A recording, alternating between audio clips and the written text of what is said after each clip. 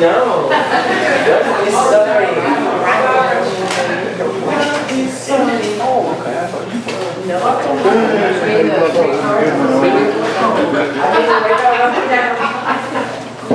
Will the cardinals now write their own? I think that's what I read. Well, they were saying that they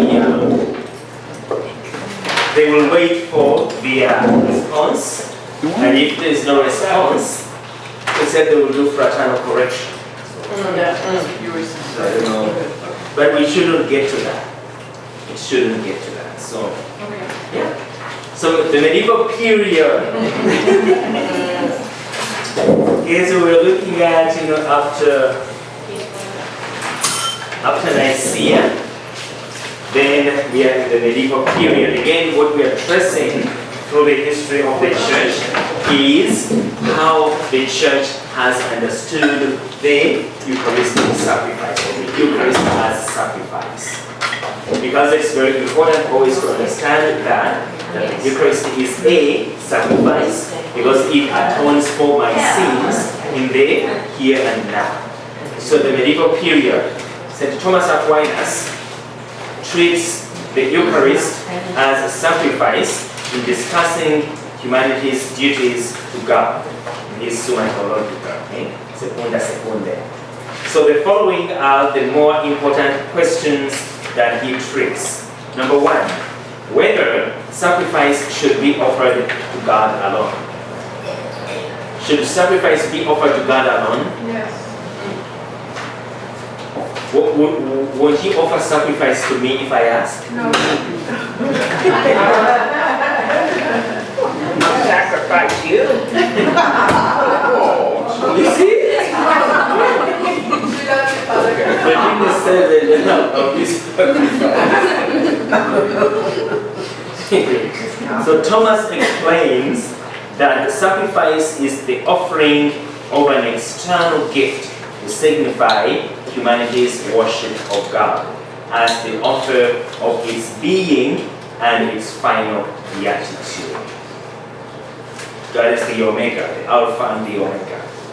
So since God alone is humanity's creator and the final end, the human creature can offer sacrifice to God alone. Okay?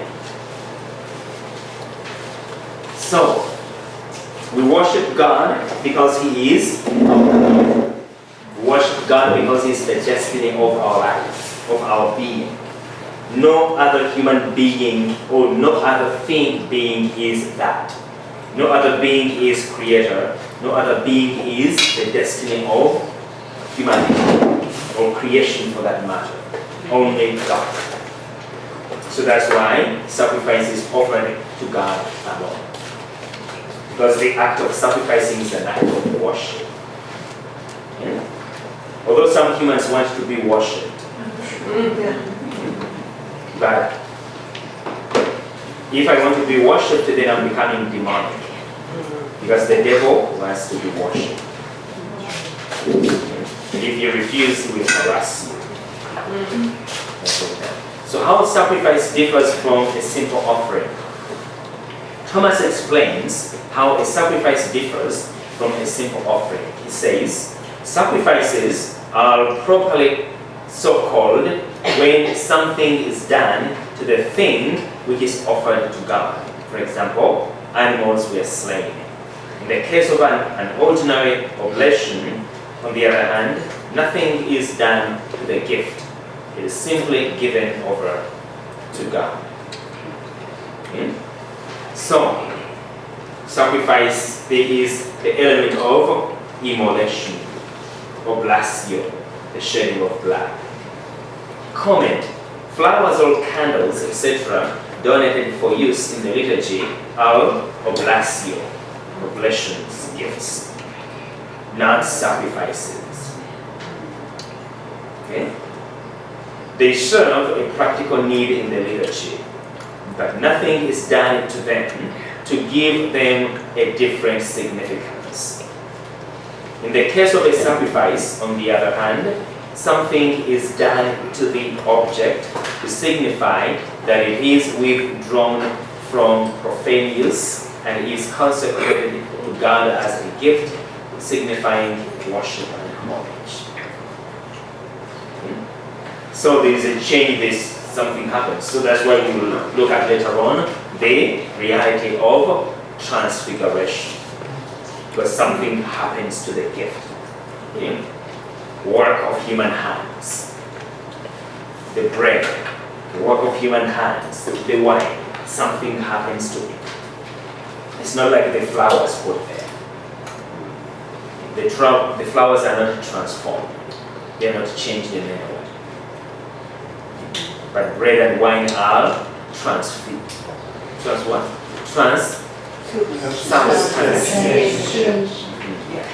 it's very different from the simple transformation. That's why in our liturgy, we have also a song which says, transfigure us, O Lord. We can't be transfigured. Only God is transfigured because He's simply revealing His glory who He is. For us, we have no glory except what is given to us by God. So for us, we are transformed. But on that day when we read the Gospel of the Transfiguration, there's that song, transfigure us, O Lord.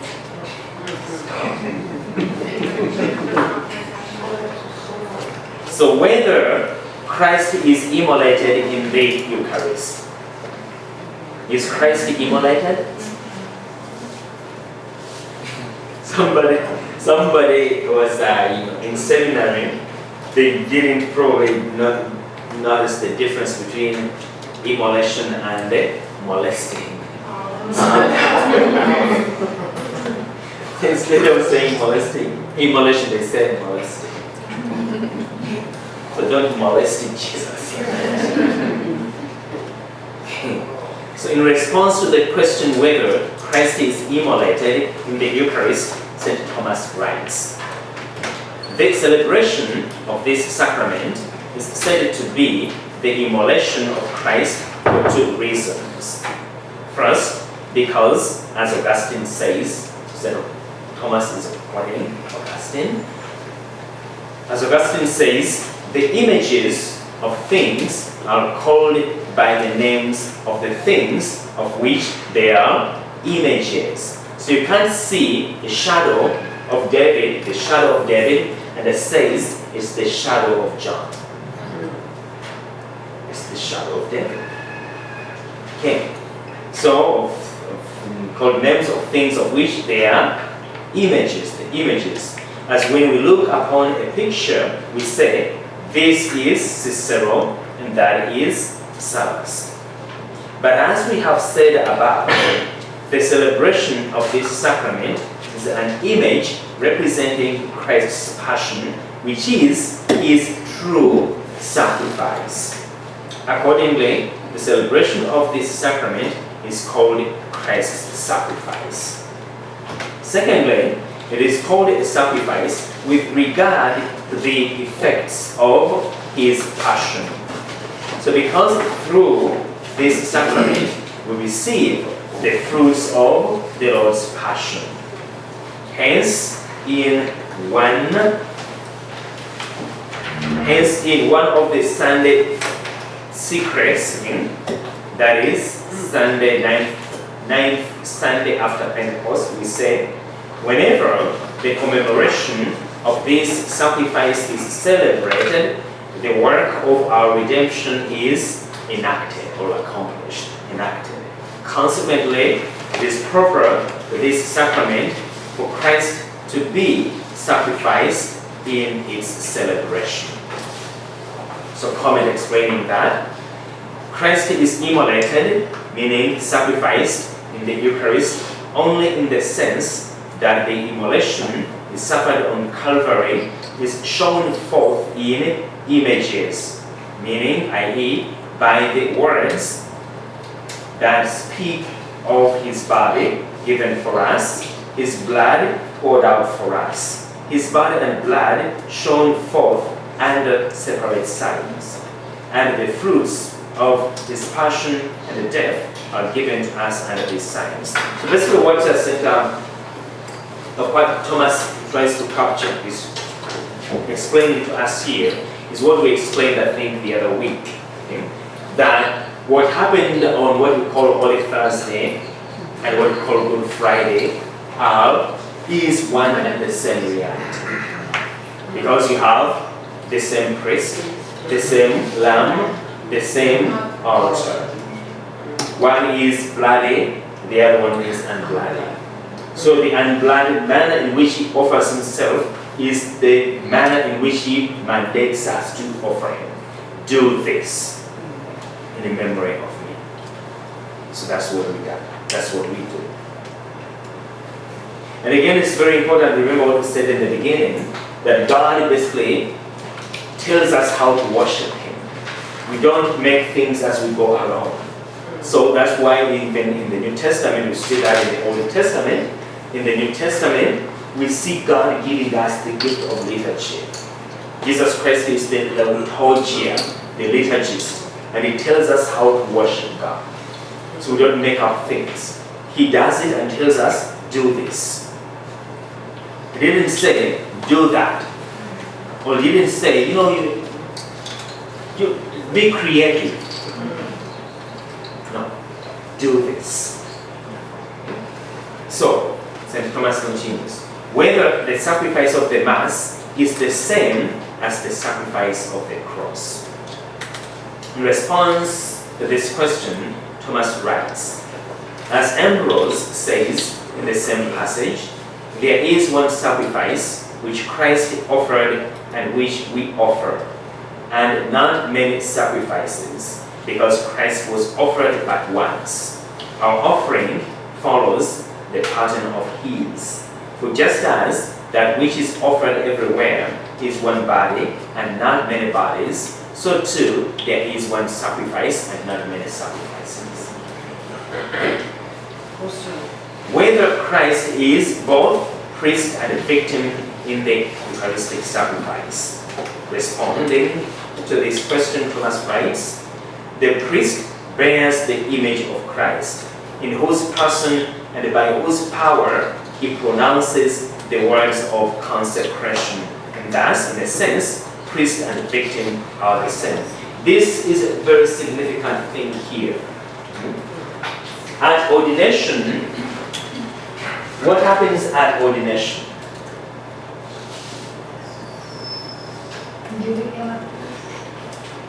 But how does one become a priest?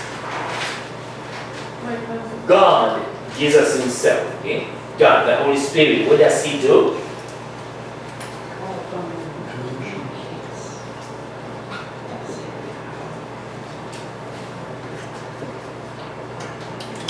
So that is the essence of the priesthood. Sacred power is communicated to this man so that he can act in the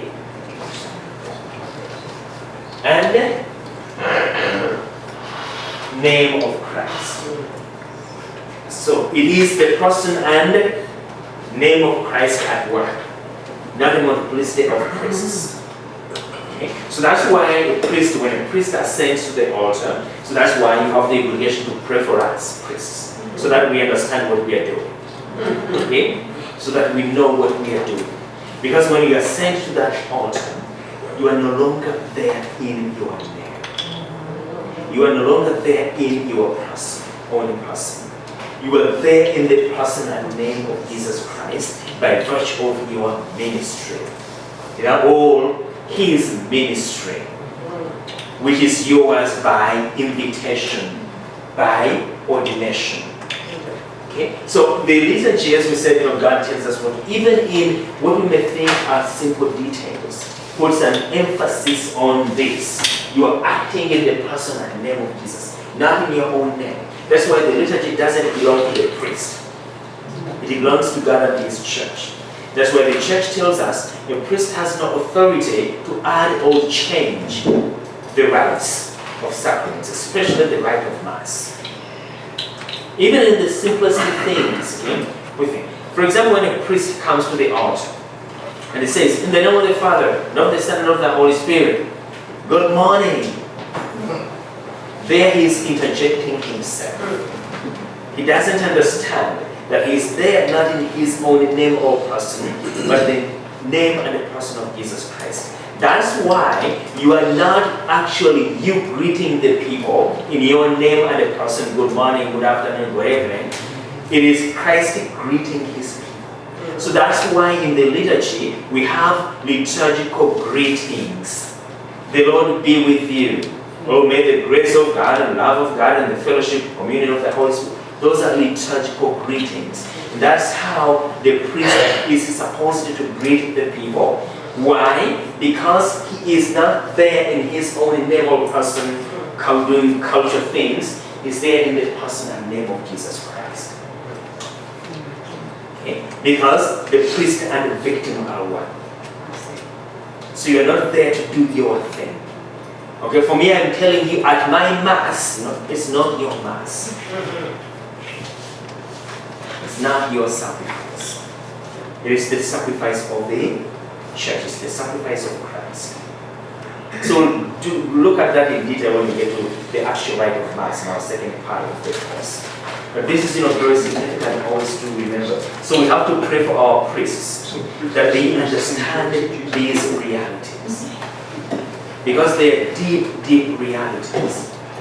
And this is what makes the faith or breaks it. If we do these things as if we don't know what we are doing, then it takes away from growing in understanding of the mystery. And as you know, you can't love what you don't know. In our catechism, remember, God created us to know Him, to love Him, to serve Him, and to praise Him in eternity. So to know Him, you must know what we are doing. Because when you know, you love. If you've been married, let's say, for 30 years, and someone asks you, who is your wife? Yes, she is. What's her name? I don't know.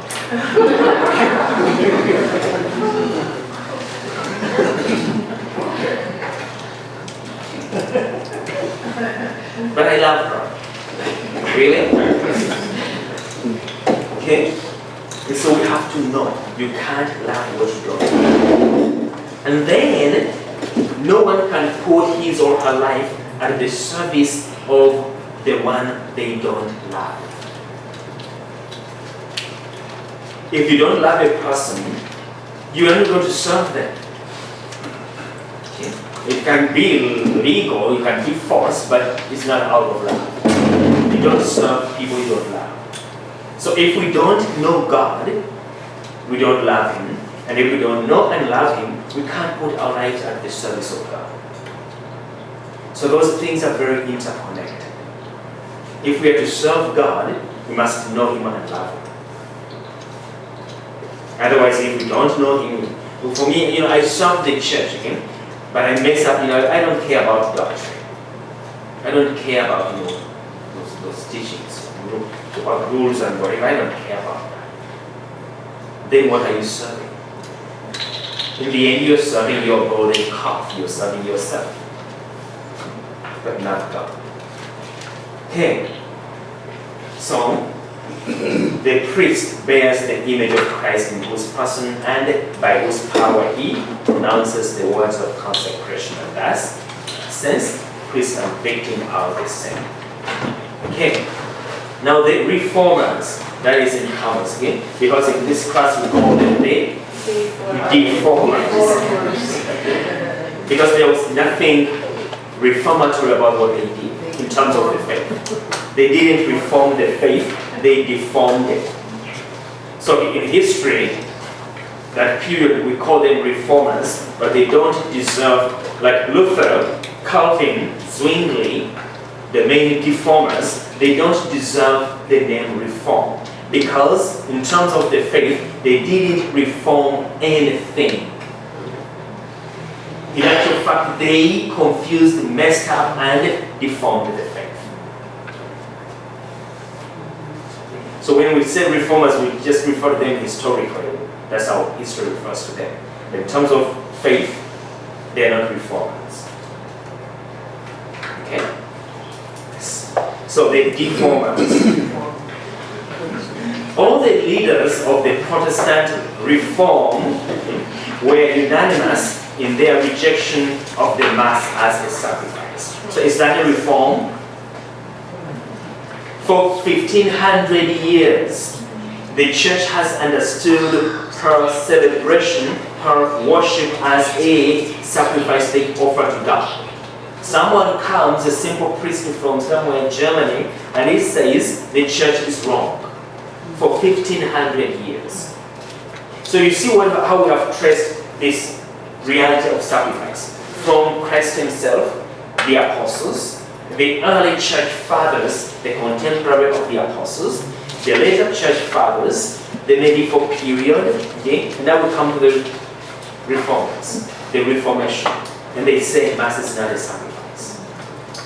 What do they know? What did they discover about the Christian faith that Paul didn't know, that Peter didn't know, that Polycarp didn't know, that Irenaeus didn't know, that Cyprian didn't know, that Augustine didn't know, that Leo the Great didn't know, that Thomas didn't know. And all of a sudden lights come on and Luther discovers Mass is not a sacrifice. Yes?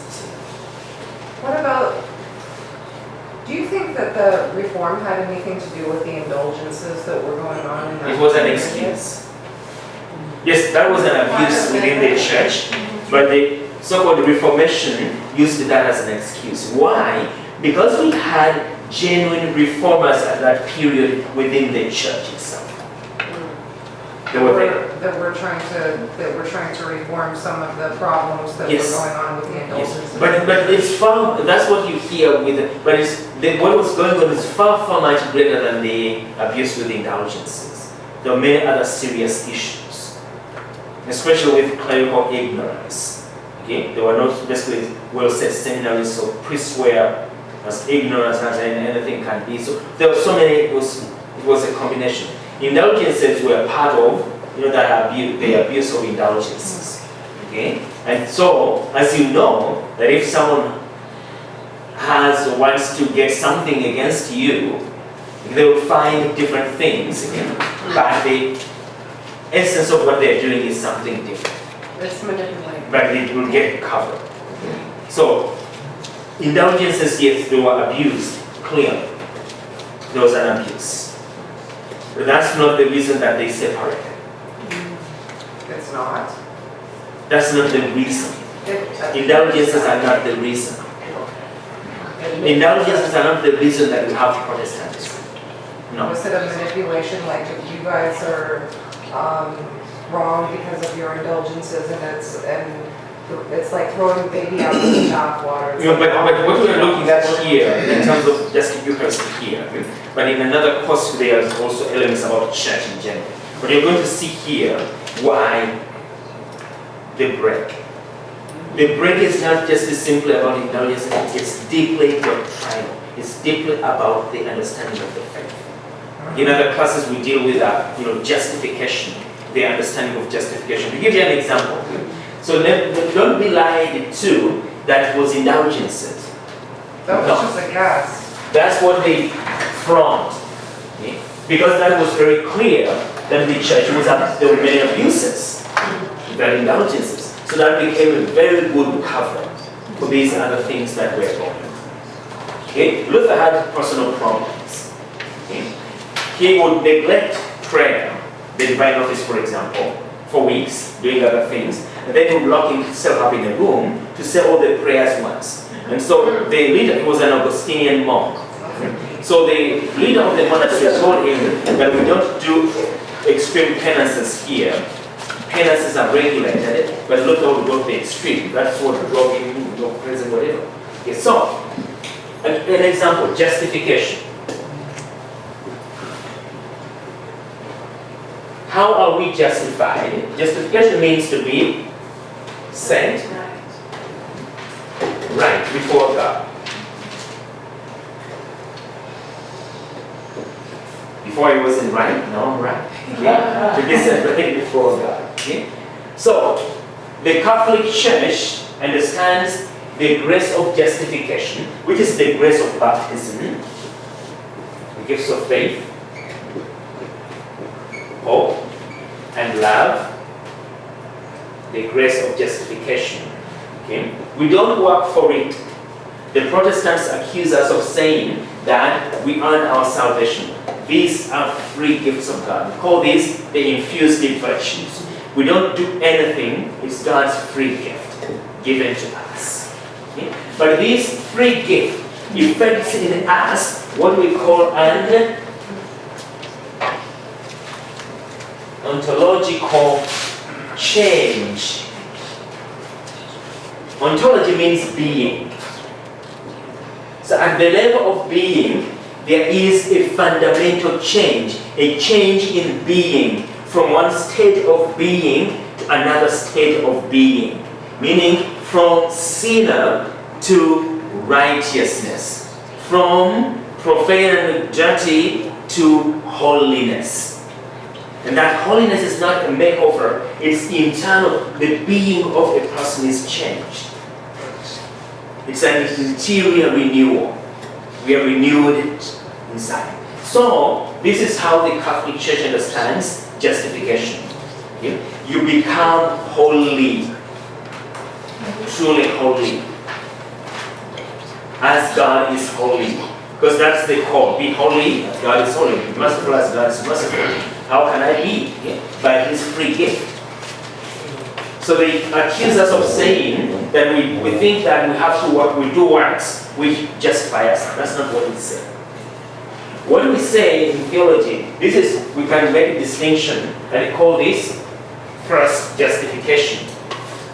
So second, what we can call second justification is that once I am justified freely by the free gift of God, then I have the obligation to cooperate with the grace I have received to grow in faith, hope, and charity. You can call that second justification. Okay. So here, that's where works come in. Those works, we call them condign merit. We actually merit. Jesus tells us, take up your cross every day. Okay. I was hungry, thirsty, naked, whatever. You can't say that that's irrelevant. No. It is cooperating with the grace of God in order to grow in the grace of baptism. So Martin Luther comes because of his paranoia, okay, his problem. He had a struggle, just as all of us do, with what we call concupiscence. That thing that attracts us to evil even when we know it's evil. And so Martin Luther recognizes that he was baptized, but he still has that propensity, concupiscence. So he says, baptism does not take away original sin. So he confuses original sin with concupiscence, that propensity to sin. Baptism doesn't take away original sin. Okay? So if baptism doesn't take away original sin, basically we are still in a state of sin. And of course we do personal sins, we commit personal sins as well after baptism. So what do we do? Personal sins, do you do mortification, all these things? Those are irrelevant before we say. And then he says, he explains justification as God's free gift. All you need to do is to believe. How do you believe if you have it? So in his sense, justification is that you are here in a sinner, a skinny sinner. Then, what he means by justification, Luther, is that now you're surrounded. In Protestantism, it's called a covering over. You're covered over by the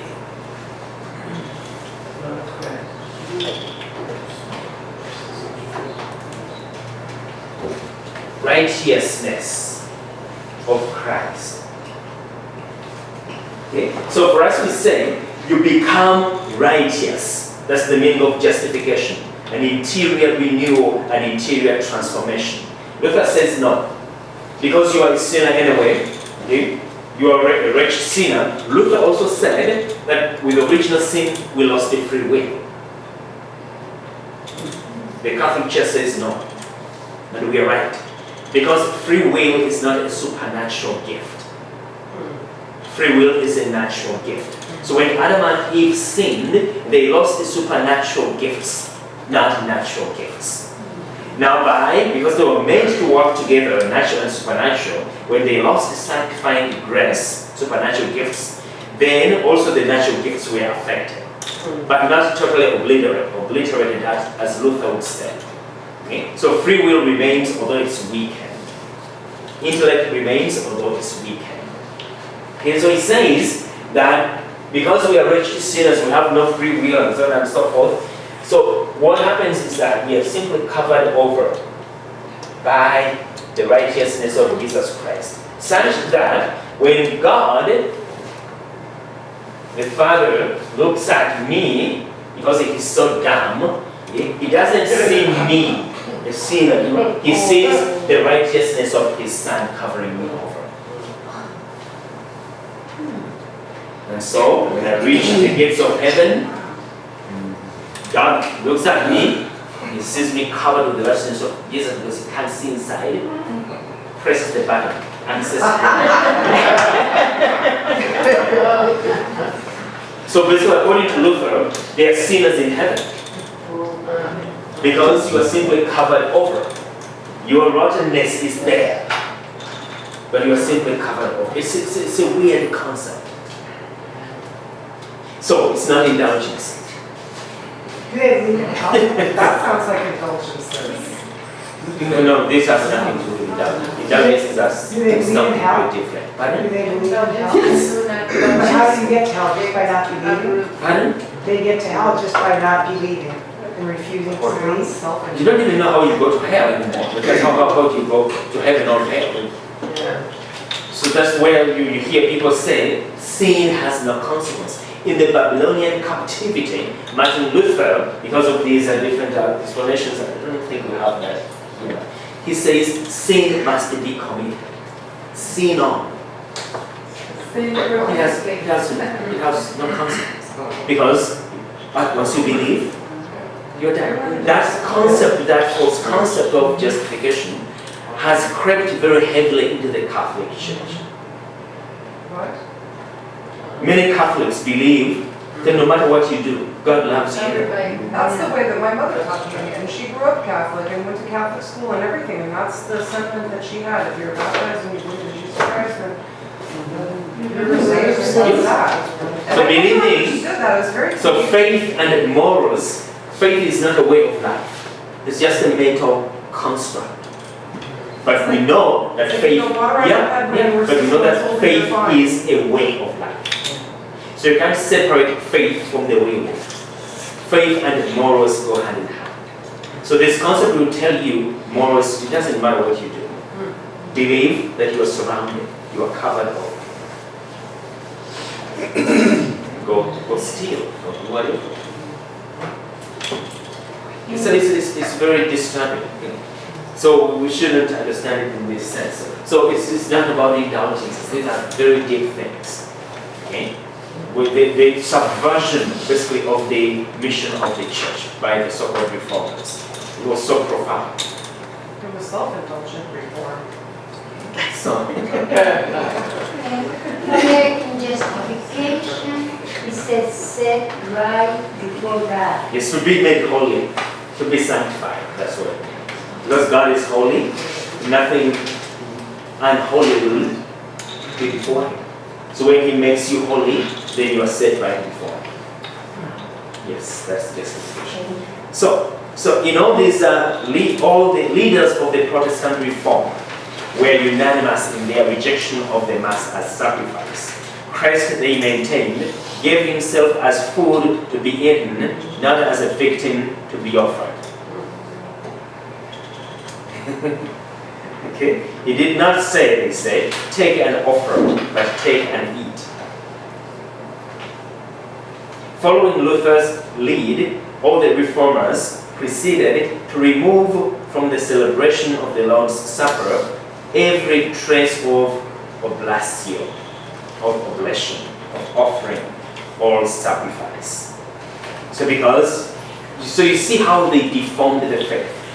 So for 1500 years, it is oblatio, it is sacrifice. Now all of a sudden, because of Martin Luther's revelation, we have to get rid of all that language.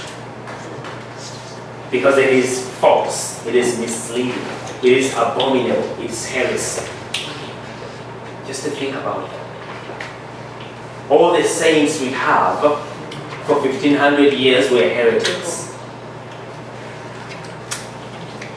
Because they celebrated this Eucharist, they believed as sacrifice. But now, oh no, sorry, they were wrong.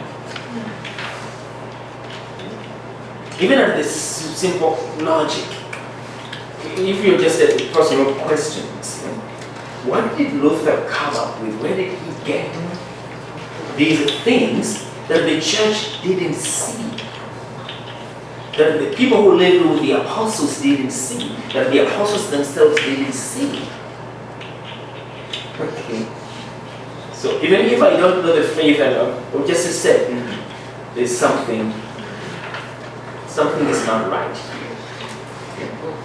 So, in doing so, they were not only rejecting the current belief of the Roman Church, but also the teaching of the great fathers of antiquity and the liturgies of the greatest churches of the patristic period.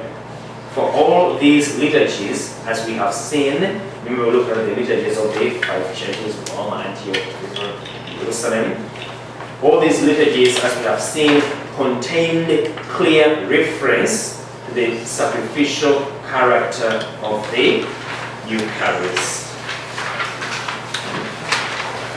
So please never call these people reformers. Okay? So probably we'll get to Martin Luther and his followers next week. Okay? Yes. It's amazing that people follow him.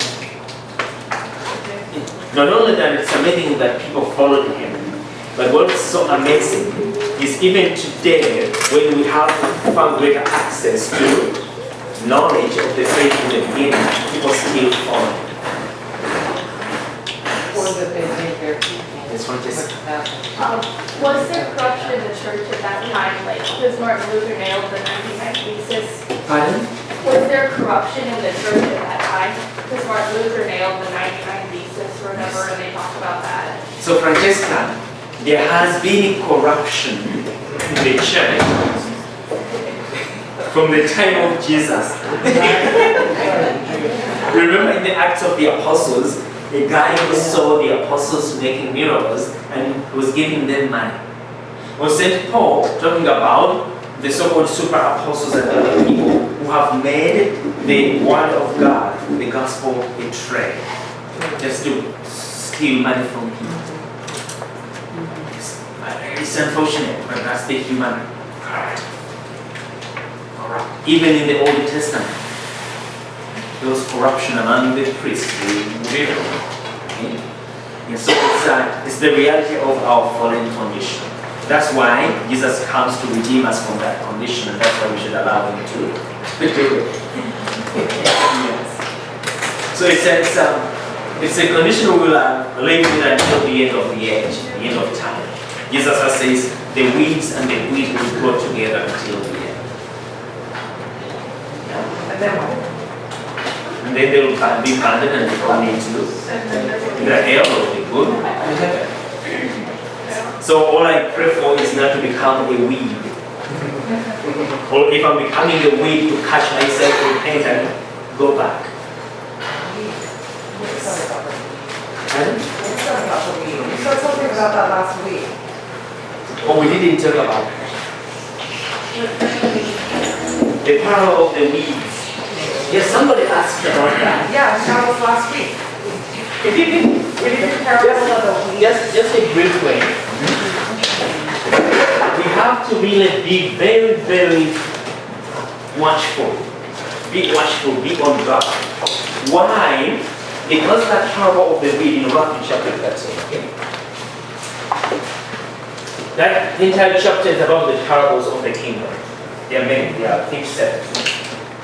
So the parable of the wheat and the weeds.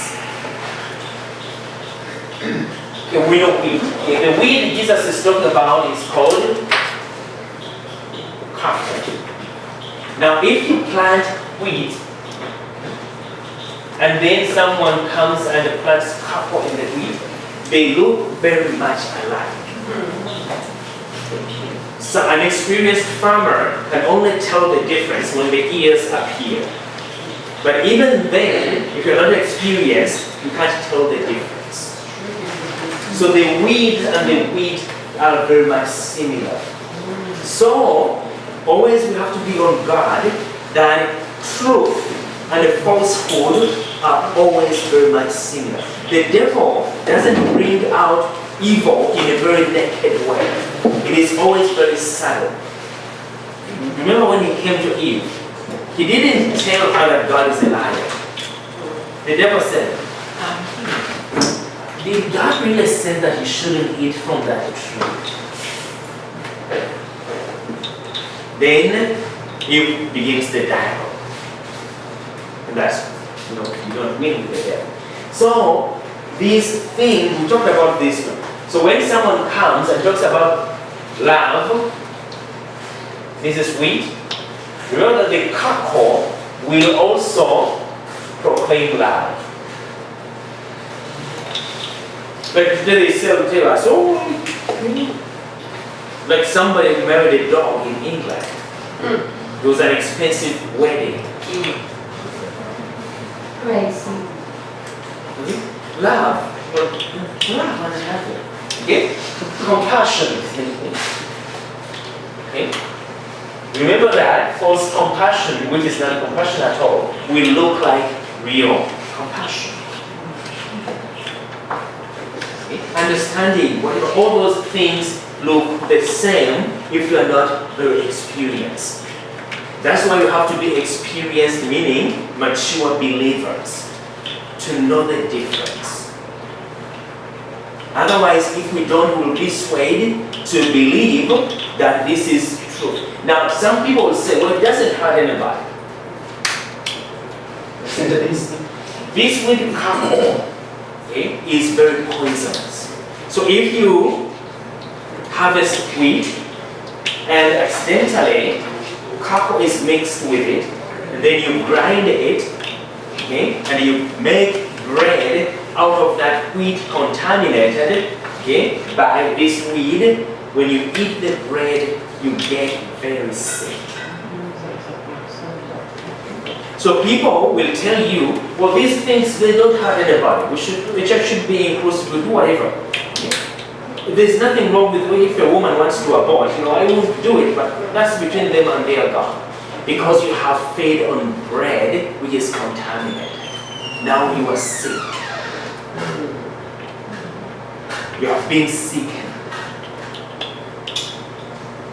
So you say it doesn't hurt anybody, it has hurt you because now you are sick.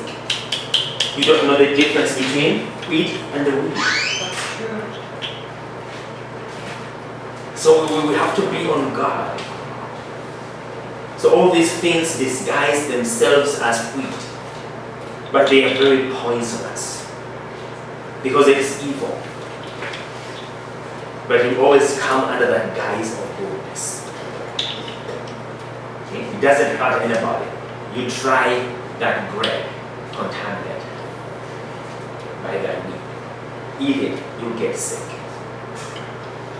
Oh, yeah, I don't care. It's between them and their God. You have been sick.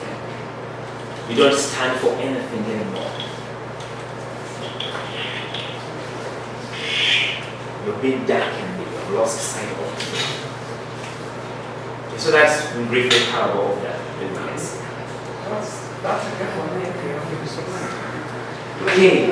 Glory be to the Father, and to the Son, and to the Holy Spirit. As it was in the beginning, is now, and shall be, world without end. Amen. Thank you for coming and have a good night. Thank